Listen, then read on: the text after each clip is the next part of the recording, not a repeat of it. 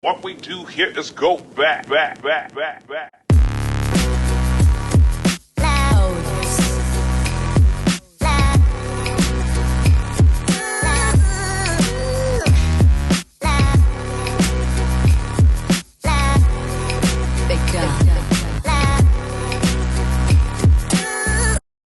What's up, everybody, and welcome back to the channel. It's your boy Mello. Everyone has been in an uproar on TikTok due to it possibly being banned. There's been a lot of discussion going on, and it has quite a few people worried. Check out this clip from NBC News to get a better sense of the situation. The bill needed 2/3 of the House to pass, and it got that easily. The yeas are 352, the nays are 65. Now it goes to the Senate, where it will likely face a tougher road. If signed into law, it would give Chinese parent company ByteDance just 6 months to divest TikTok or face the possibility of a ban on the app.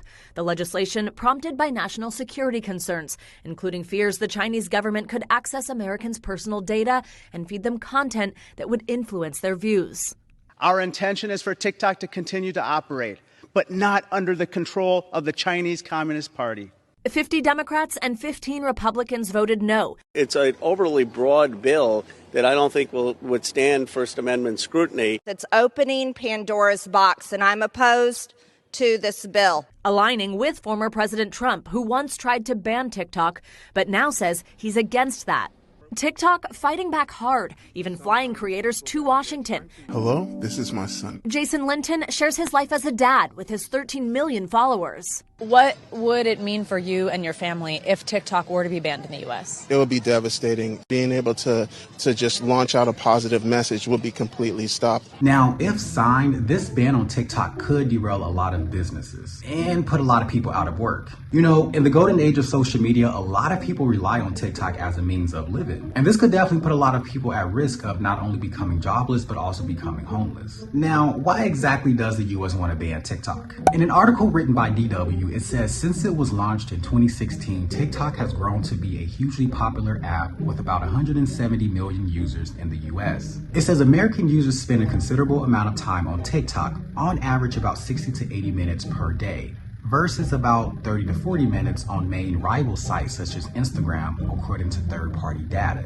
It goes on to say intelligent chiefs have warned that TikTok has become a tool of the Chinese government, one that could be used to undermine U.S. democracy. It then says under China's national security laws, the government has the power to force TikTok owner ByteDance to provide access to U.S. user data at any time if required for intelligence gathering. TikTok has reportedly said it has never shared U.S. user data with Chinese authorities and will not do so if asked in the future. Now, something that caught my eye was the part where it said, under China's national security laws, the government has the power to force TikTok owner ByteDance to provide access to U.S. user data at any time if required for intelligence gathering. Meaning, you know, the way I interpret it is if China saw it fit to access our data, you know, they could force TikTok into doing that. And in that aspect, I get it. Look, I don't know about y'all, but I don't want my accounts and my information being shared. I don't give a damn if I only got $20 in my account, okay?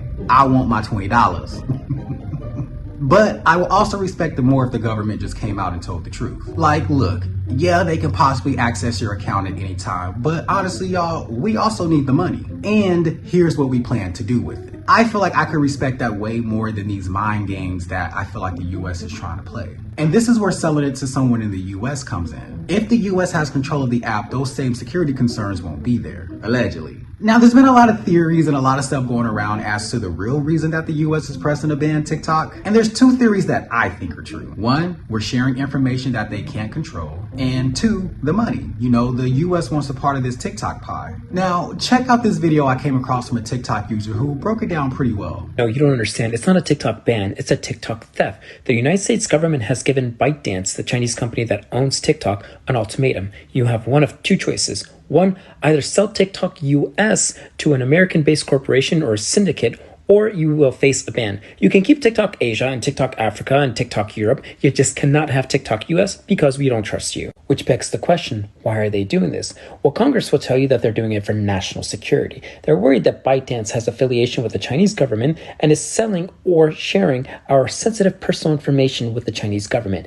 Meanwhile, Google and Facebook and Meta and Instagram are already doing that with the fucking US government. So that's the bullshit reason the government is giving us on why they're trying to ban TikTok. But when was the last time the government actually told us the truth? Here's why I think they're trying to ban TikTok. There are many reasons why they're trying to ban TikTok. The primary one is that we're using it to talk to each other the way that we are right now. TikTok has connected people from around the world, and it has allowed us to speak freely and share information in a way that we've never been able to do before. We're able to see live footage of a genocide happening before our eyes, and the government can no longer present a narrative to us through the news organizations. And that's what they're afraid of. TikTok makes it harder to control us because we have access to first-hand information in real time. We're able to use TikTok to organize, gather, and protest. But it doesn't end there. Follow the money. Always follow the money. There is so much money to be made on this app, from advertising revenues to brand deals with influencers to the presence of actual brands on this app. This is free advertising for them, something they pay hundreds of thousands of dollars for in the real world.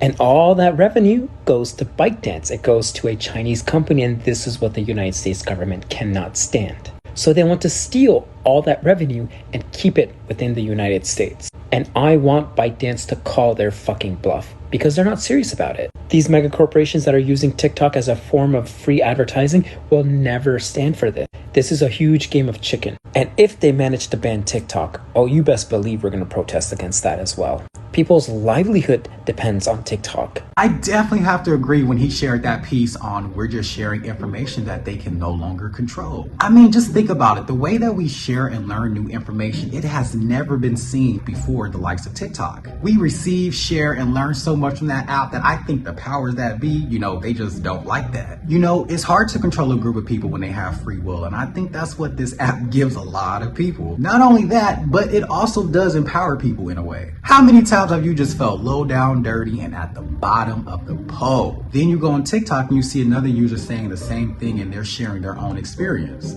It gives people a little bit of hope, like, okay, I'm not the only one going through this.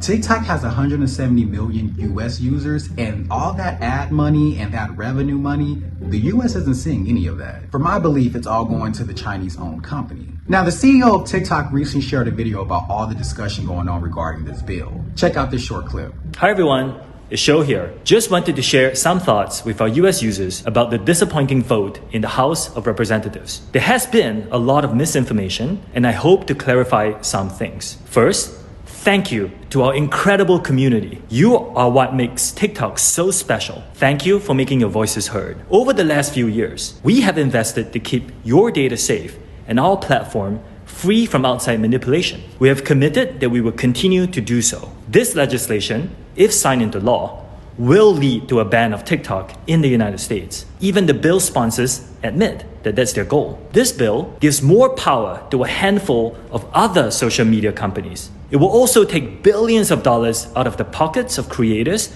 and small businesses. It will put more than 300,000 American jobs at risk, and it will take away your TikTok. We know how important TikTok is to all of you. It has given our 170 million users a platform to freely express themselves, and has empowered more than 7 million businesses in the United States. Our platform matters to the small business owners who rely on TikTok to make ends meet, to the teachers who inspire millions of students to learn, and to everyone who discovers and finds joy on TikTok. We will not stop fighting and advocating for you. We will continue to do all we can, including exercising our legal rights, to protect this amazing platform that we have built with you. We believe we can overcome this together. I encourage you to keep sharing your stories. Share them with your friends. Share them with your family. Share them with your senators. Protect your constitutional rights.